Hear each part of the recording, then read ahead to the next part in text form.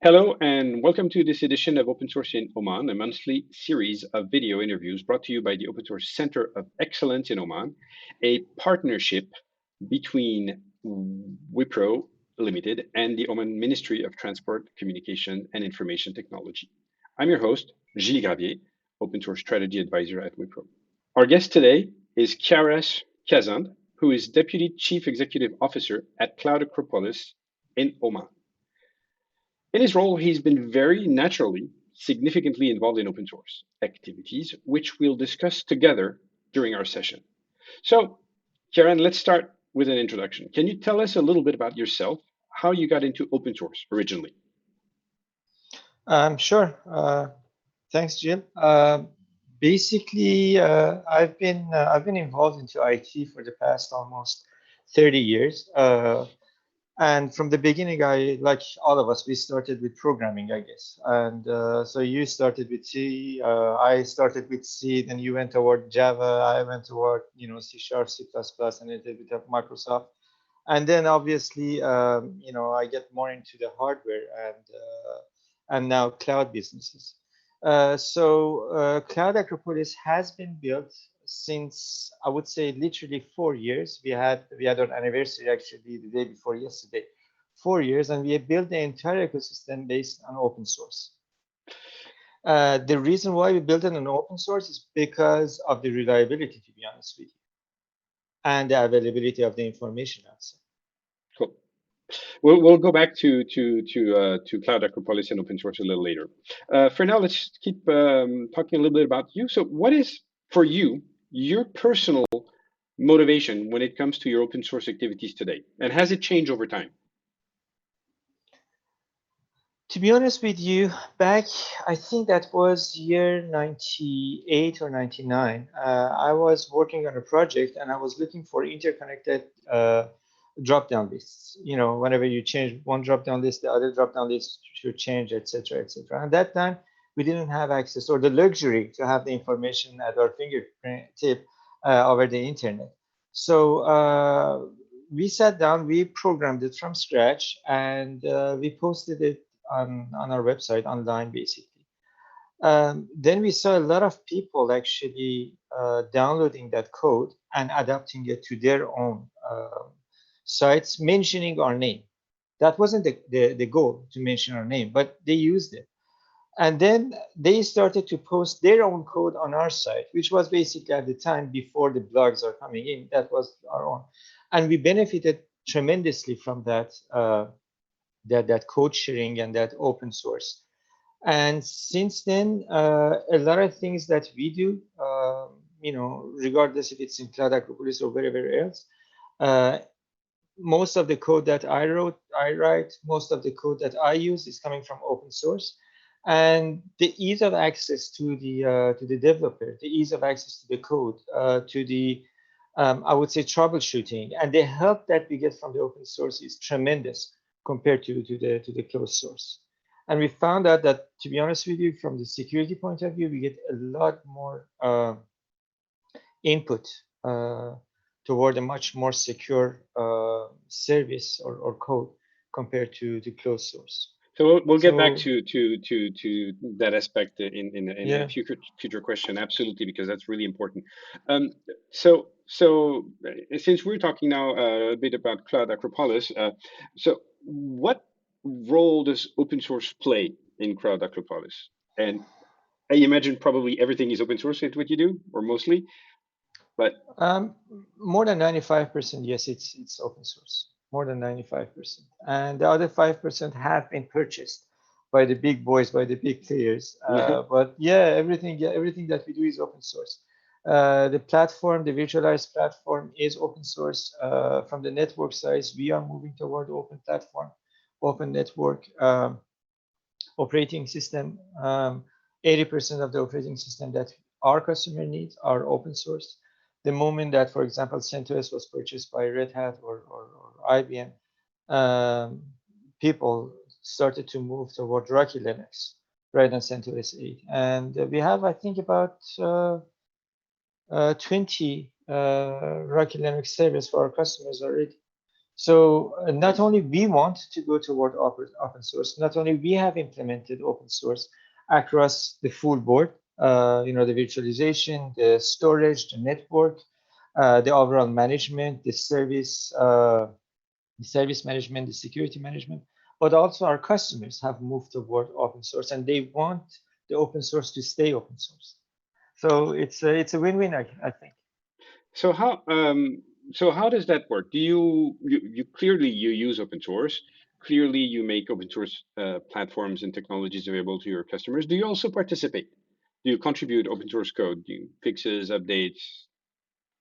Yes, yes. Actually, specifically for the virtual environment, that's exactly what we did. We needed, we are a cloud environment, so everything needs to be integrated and automated. And obviously, we could not find a cloud operator that was fully open source, fully integrated and fully open source. So we had to generate a lot of APIs. We had to generate a lot of, I would say, point of communication and way of communication. I'm talking about the protocols, I'm talking about IPs and stuff. And once we had them, we just published them into the open source, platform that we got the application from. We got the virtualization platform from. So yeah, definitely we contribute to that, and not only we utilize it, but we contribute to it as well. But we also, I have to say, we also pay for support. That's obvious. And you offer support like level 1 or level 2 to your customers, or Level 1, level 2, and level 3. We and do level 3? everything in-house. Okay, cool. Yeah, Okay. we do everything in-house. You have committer roles? You have people who are committers to some project or just contributors? No, actually, we have our staff. These are committed people who are our staff, and they have access to many open source community where they get the information from. Okay. Or whenever they have to develop something, they contribute to the same platform.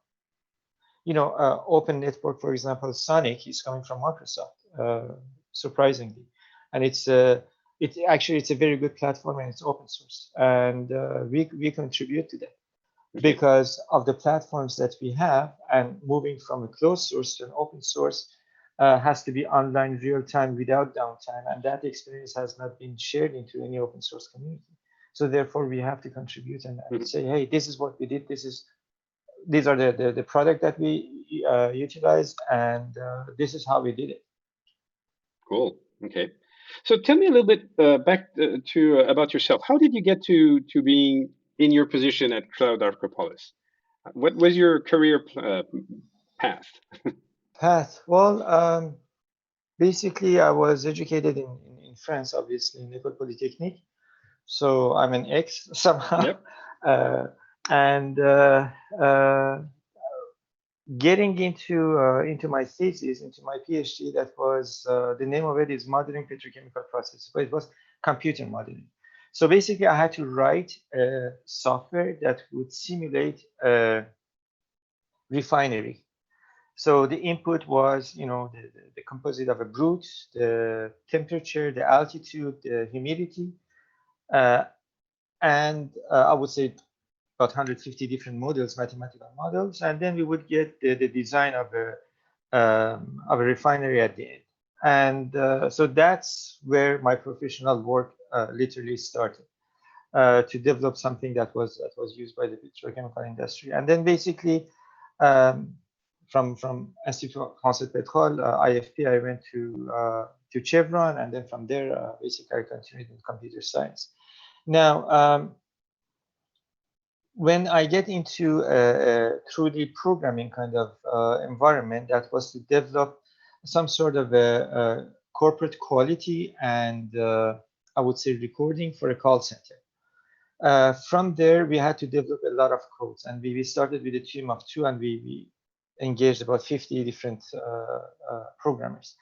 And we developed it, and we allowed other people to use it across the world, across the company. The company was worldwide. And we saw actually a lot of Indian business process management who came and who asked us how we did it, and we openly mentioned to them that's how we did. And they contributed back, actually. They said, well, this part we did it that way, that part we did it that way. And we changed actually the recording system from a closed source to an open source. And I think till today, from year 98, we're running on the same recording that was contributed to us back then on that company. And then we basically, I went and I worked in the telecom industry, but IT in telecom. So basically all the OSs and business support services, the billing system, the online charging system. So I got to know a little bit the software side, but from a software vendor, and getting them into not only integration but also into an implementation toward the bigger hardware. Um, so that's where the knowledge of hardware is coming from. And I realized that every time that the customer has had a problem, the software vendor, me, I had to solve the issue with bigger sizing, the hardware, or tell them, you have to pay more, which really didn't make sense, to be honest with you. To my heart, it didn't make sense because I knew I was seeing what the issue was, and the performance was not really related to the hardware, but much more to the code itself. And from there, basically, I joined a very good friend, Sheikh Abdullah Rawahi, and we started CloudAcropolis, and we said whatever we do needs to be open, and we need to enable our country, Oman, to go forward. That's how we will enable via IT and via cloud services. So that's basically my background getting into CloudAcropolis. Super cool. And so, of course, now your role is all about open source, right? Or mostly It's all about. open source, I can imagine. Yes, yes, yes, because it's part of our strategy. You know, it is part of our strategy to go forward with open source. There are some good open sources and there are some not very good ones. I understand that, but we have to adapt. We have to find which open source is good and which is not. And if we have to replace something with a closed source, then we look twice or three times to make sure that we cannot find the right thing. But even whenever we get into the closed source, we make sure that we have access to all the APIs, all the possible APIs, to make sure that we can actually contribute to the open source. We writing APIs and we're making them available. And we see step by step a lot of companies that we work with, they move toward open source. I mean, Microsoft is the biggest one, as I mentioned. Just out of curiosity, do you actually have an open source strategy, clearly formulated open source strategy, or do you just, by default, everything is open source, period? Second option, by default, Okay. everything is open source unless we cannot find the open source. Yeah, okay, that works. I mean, the open source part of it, obviously, there are three things that we look into before getting into any project, any product, or what you name it, even customer. We looked at security, we looked at reliability, and we looked at performance. All right. So whatever decision that we do has to make sure that we can cover all these three. Even customers, customers, we have to make sure that they provide the security for their own services before becoming our customer. That goes beyond our business, but we have to make sure it is available. So, and from there we looked at open source first, and then we go forward. Okay. So today, what are the biggest challenges that you face in your role, and what helps resolve them successfully?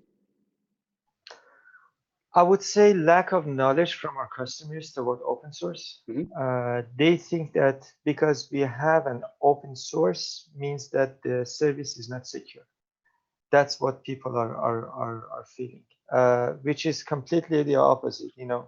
Having a closed source or open source doesn't mean that your input or outputs are different. They are the same. The way it is handled internal is a bit different.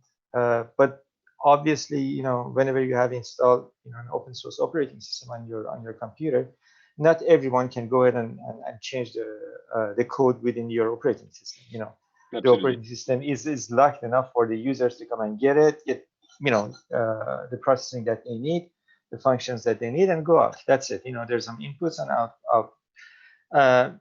Who can change the open source? Obviously, a certain admin with a certain right, with two-factor, three-factor authentication, etc., etc. And that's the difference. It doesn't mean that if, as an administrator, I can go ahead and change something to the benefit of the service, makes the entire service unsecure.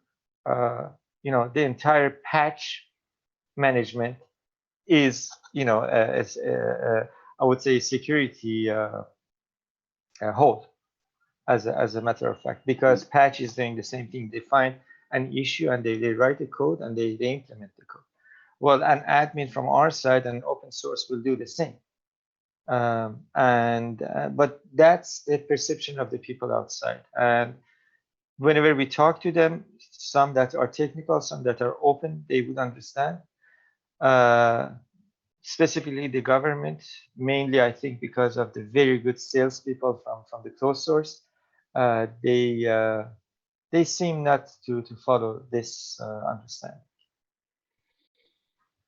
Do you do education sessions, or how do you address that perception? Because it really is a perception, right? We know it's a perception, but Yeah. how do you change that perception? Do you consider it your challenge, so your task to do, or just work with it? Yeah, from my side or from CloudAcropolis, our goal is not to educate people. Our goal and key business is to provide cloud services. The education is not our goal, so I cannot get into any kind of training. However, whenever we get into the pricing, then things start to change. And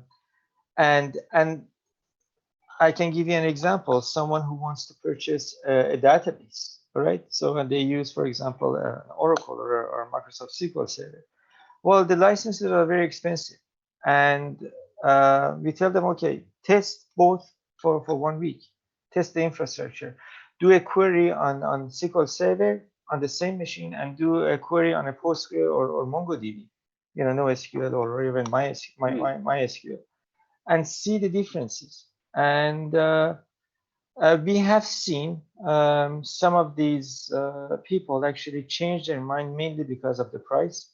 And when they see the performance literally surpassing, then they say, okay, the price is cheaper, the performance is as good. They don't say better, they say as good. And so yeah, why not? Why not? And they push their developer to change it from a closed source and open source. But it is not my responsibility to do training. I don't have that strategy. Okay. Apart from the software that you use at CloudAcropolis, what is your favorite open source project? You, Karen. You have like a super cool tool that you use on your home systems or daily, or what is your favorite open source project out there? Oh my goodness, there are so many because they're all integrated, to be honest with you. It's not just one, and I'm touching basically all of them, and I'm seeing all of them in an integrated platform. For example, I cannot tell just 2 sentences about Zabbix. I can talk about it for hours and hours, which is the monitoring tool. Proxmox, which is the the virtualization platform, cloud service brokerage. Well, if not better, it is as good as VM. Ceph, for example, which is our storage defined software defined storage. Man, that thing is rocket science. I mean, it's a rocket by itself. It surpasses all the performances of any storage that I've ever seen around.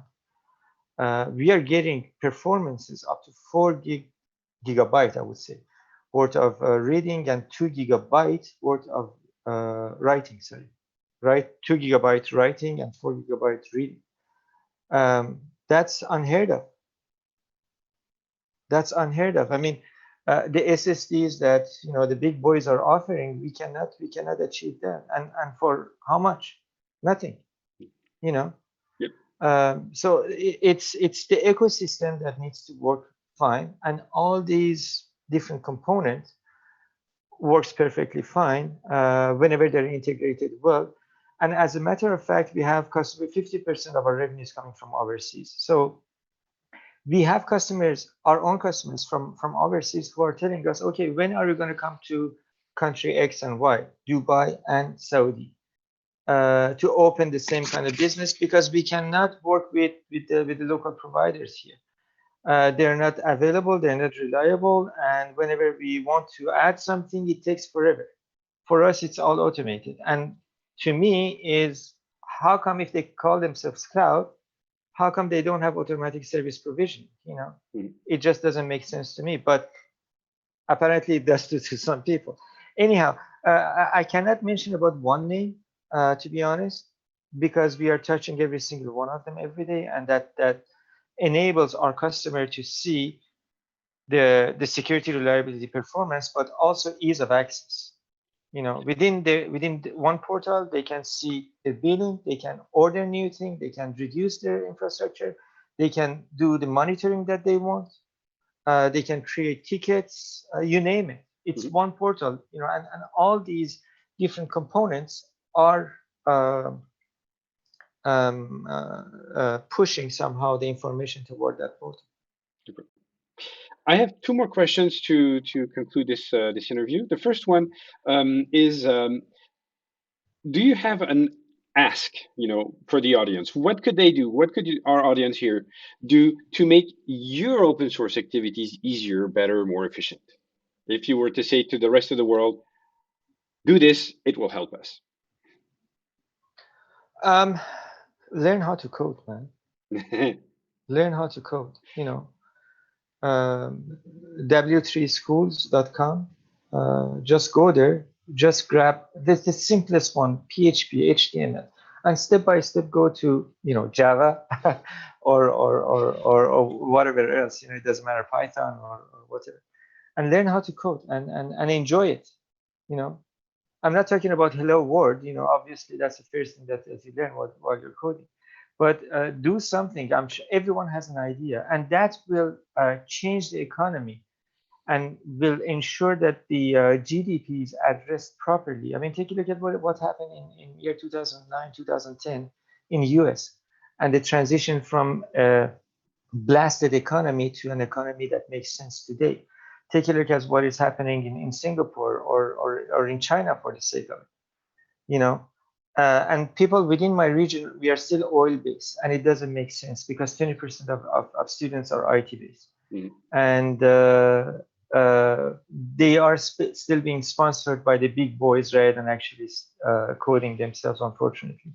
But once you learn how to code, then you understand the logic, and not only you can invent, but also you can do my job to integrate and create a business for yourself. Cool. So for me, it's coding.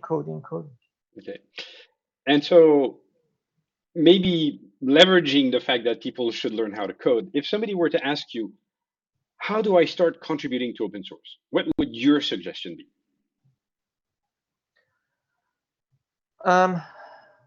As I mentioned, everyone has an idea. Walking a dog, for example. Scheduling walking a dog. Okay, so you code something that send you an alert on your mobile at, I don't know, at 6:45 a.m. you have to walk the dog, and then that scheduling code, I'm sure it exists already, but if you do it yourself, that scheduling code, put it in some sort of open source community. So that's it. It's fairly simple. Cool. Okay. Yeah. Well, this concludes our interview. Do you have any last comments? If not, no, all good. Let's hope to see more of these kind of interviews and see the community interacting more with open source. It's the benefit of everyone. Super. Thank you very much. Thank you. Have a good day. Bye-bye.